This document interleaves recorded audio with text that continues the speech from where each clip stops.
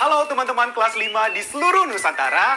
Apa kabar kalian hari ini? Semoga dalam keadaan baik ya. Siapa yang sudah siap untuk belajar hari ini? Pasti sudah siap semua. Sebelum kita mulai pelajaran hari ini, kita berdoa dulu. Semoga ilmu yang kita dapat nantinya bisa bermanfaat.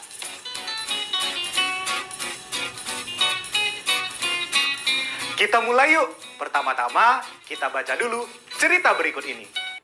Ayo membaca.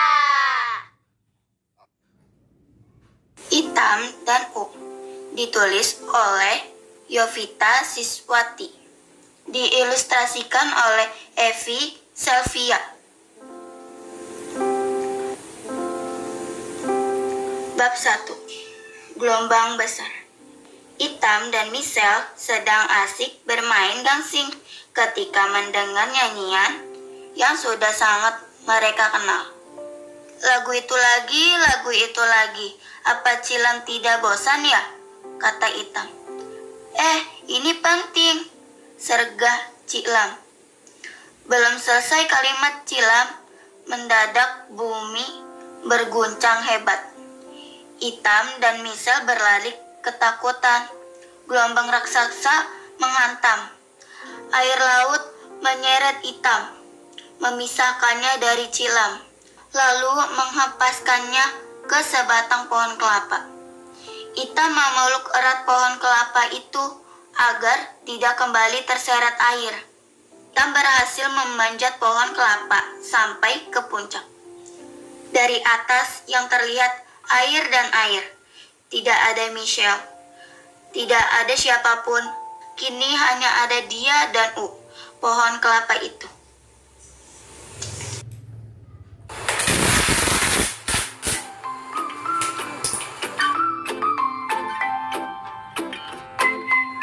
Bayangkan teman-teman, ada gelombang besar yang menghantam Itam. Bagaimana ya kelanjutan cerita Itam selanjutnya? Kasihan Itam di atas pohon kelapa sendirian. Teman-teman bisa melanjutkan cerita Itam tadi, tapi setelah pelajaran ini. Nah, apabila teman-teman sudah selesai membaca, jangan lupa untuk membuat laporan membaca buku. Seperti ini contohnya. Tuliskan judul, pengarang, dan isi buku. Terus, kalian pilih bagian yang kalian sukai beserta alasannya. Dan apabila ada bagian yang ingin kalian ubah, sertakan juga alasannya. Tulis laporannya di buku kerja kalian masing-masing ya.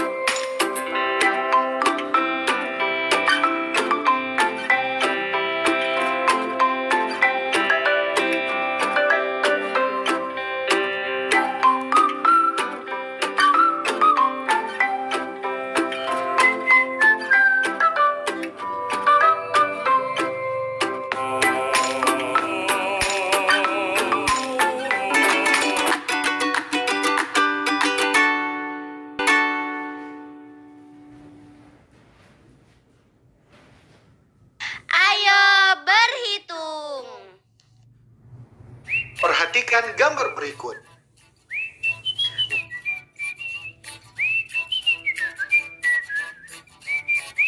Berapa lama waktu yang diperlukan untuk mengunduh file tersebut? Kalian pasti sudah mengerti cara menghitungnya dong.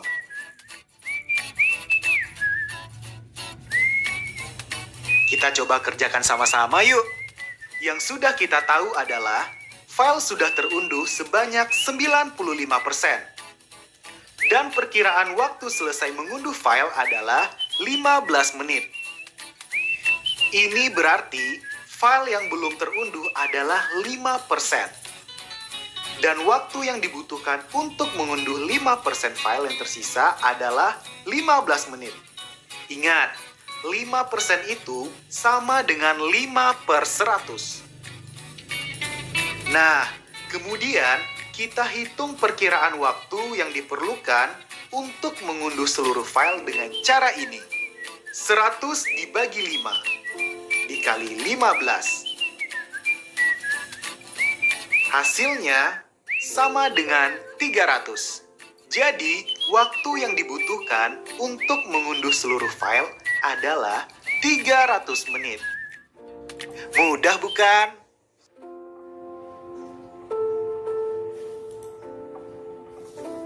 Rio, tolong selimutnya dimasukkan ke sini, Nak. Kita nggak nyumbang makanan, Bu.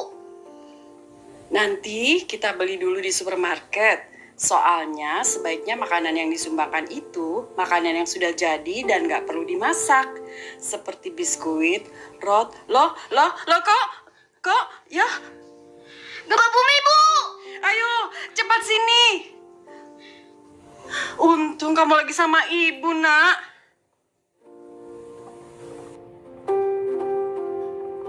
Ayo menyimak. Teman-teman, apakah kalian pernah merasakan gempa?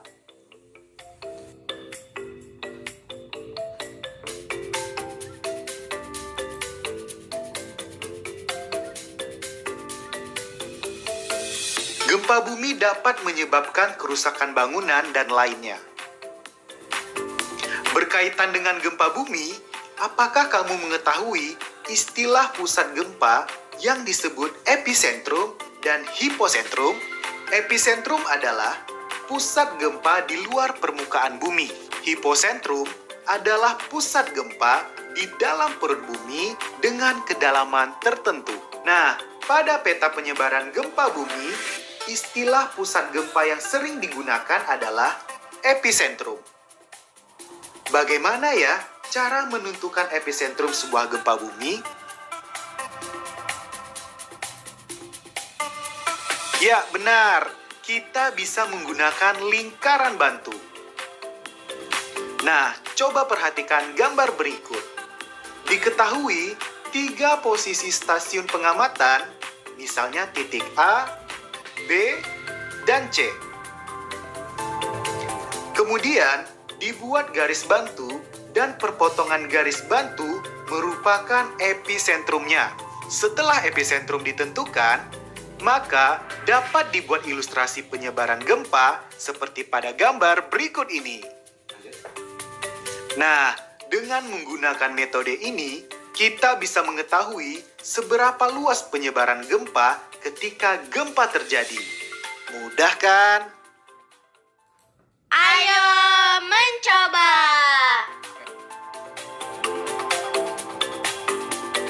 Apakah kamu tahu mitigasi bencana? Mitigasi bencana adalah serangkaian upaya untuk mengurangi resiko bencana. Alternatif yang dapat dilakukan sebagai mitigasi bencana, khususnya untuk mengurangi resiko tsunami, adalah penghijauan kembali area pantai dengan menanam mangrove. Hutan mangrove dapat mengurangi resiko tsunami di area pantai. Nah, sekarang coba perhatikan gambar berikut ini. Berdasarkan gambar ini, terlihat ada area pantai yang akan digunakan menjadi area penghijauan. Nah, Jika luas area pantai ujung barat seluruhnya adalah 8.500 meter persegi, tentukan berapa luas area yang digunakan untuk penghijauan. Pertama, kita sudah tahu bahwa luas seluruh areal pantai adalah 8.500 meter persegi. Areal untuk penghijauan seluas 30% dari seluruh areal, atau 30% dari 8.500 meter persegi. Kemudian, kita kalikan 30/100 dikali 8.500 sama dengan 2.550. Jadi, luas areal pantai untuk penghijauan seluas 2.550 meter persegi. Pertanyaan selanjutnya. Jika 70% dari 30% area yang digunakan untuk penghijauan akan ditanami tanaman mangrove, berapa luas area yang ditanami mangrove tersebut? Untuk menghitungnya, caranya sama seperti tadi. Kita sudah tahu bahwa luas areal pantai untuk penghijauan adalah seluas 2.550 meter persegi. 70%-nya akan ditanami mangrove. Maka, untuk menghitung areal yang ditanami mangrove, kita kalikan 70/100 dikali 2.550 sama dengan 1.785. Jadi, areal yang akan ditanami mangrove untuk penghijauan seluas 1.785 meter persegi. Pertanyaan berikutnya, berapa persen area yang ditanami mangrove terhadap seluruh area pantai ujung barat? Kita sudah tahu bahwa luas areal yang akan ditanami mangrove seluas 1.785 meter persegi.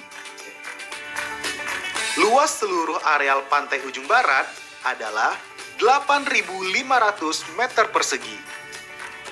Maka, kita kalikan 1.785 per 8.500 dikali 100% sama dengan 21%. Jadi, persentase area yang ditanami mangrove di pantai ujung barat adalah 21%.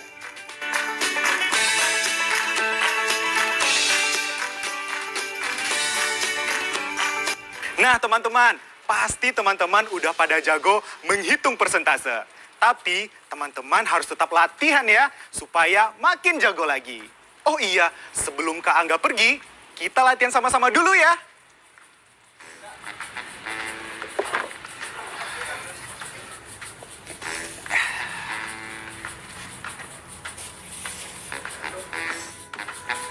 Kota A merupakan sebuah kota yang terdampak tsunami pada tahun 2006.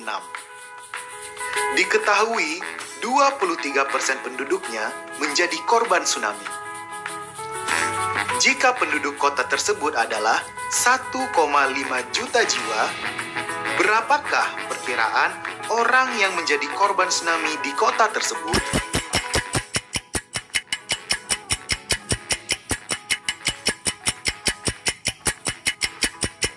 Kalian sudah selesai menghitung? Kita cek jawabannya sama-sama ya. Pertama-tama, kita sudah tahu bahwa jumlah penduduk adalah 1,5 juta jiwa. Korban tsunami sebanyak 23% dari total penduduk. Maka, 23/100 dikali 1,5 juta sama dengan 345.000.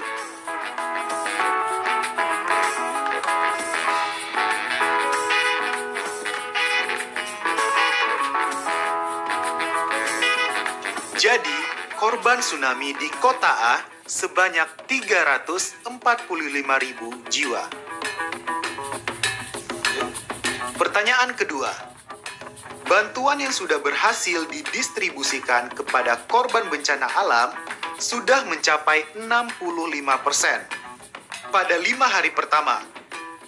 Pada hari ke-6, sudah berhasil mendistribusikan 1/4 bagian dari sisa yang belum terdistribusi.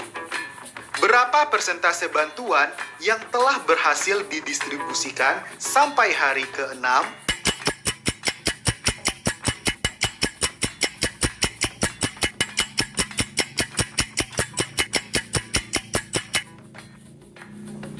Yuk, kita cek jawaban kita sama-sama.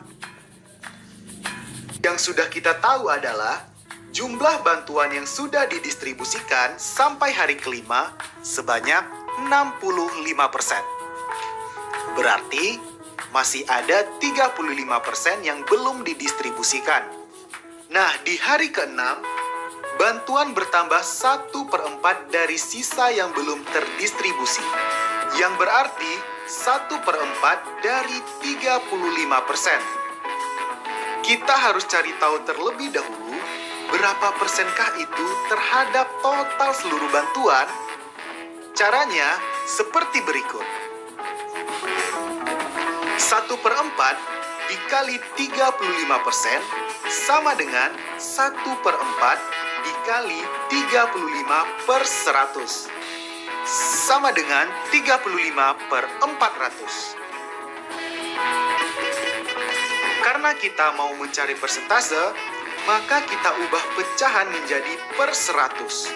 Hasilnya 8,75/100 atau 8,75%. Maka total bantuan yang didistribusikan di hari ke-6 sebanyak 8,75% dari total bantuan yang akan didistribusikan. Kemudian, kita tinggal jumlahkan persentase bantuan yang didistribusikan di hari ke-6 dengan persentase bantuan yang didistribusikan sampai hari kelima, yaitu 8,75% ditambah 65%, sama dengan 73,75%.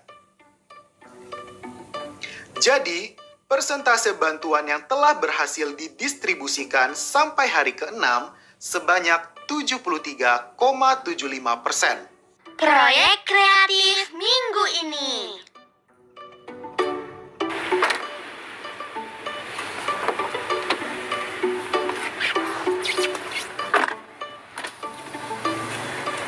Nah, masih semangat kan teman-teman? Masih dong ya. Oh iya, bagaimana dengan proyek mingguan kita?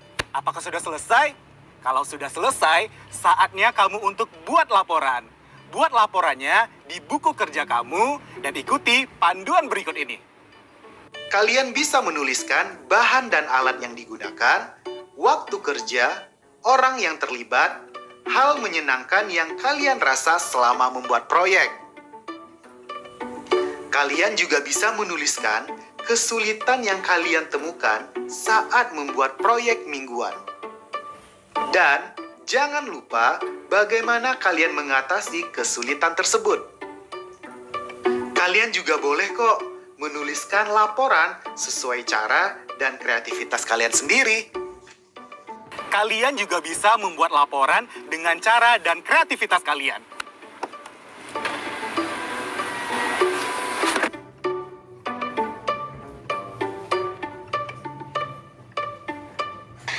Refleksi.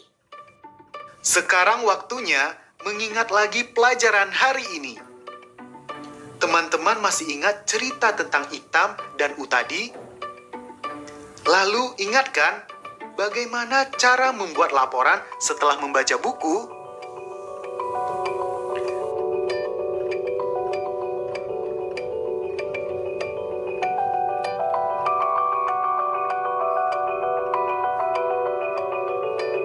Kita tadi juga belajar soal gempa dan mitigasi bencana. Bisakah teman-teman menjelaskan lagi apa itu epicentrum, hiposentrum, dan mitigasi bencana? Nah, yang terakhir, tentang persentase bilangan.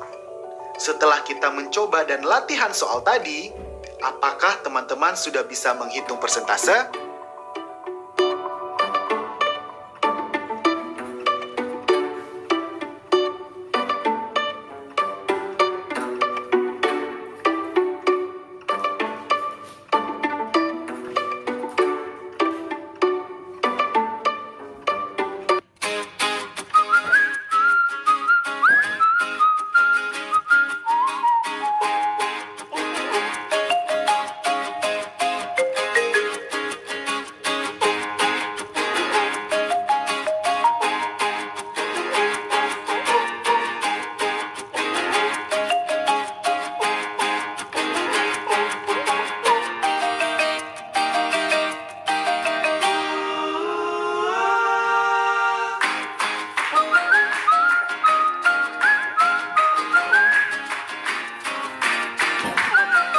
Selesai sudah pelajaran kita hari ini ya teman-teman. Kita tutup dengan berdoa.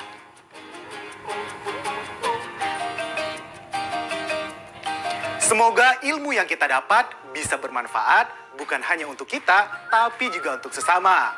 Sampai jumpa!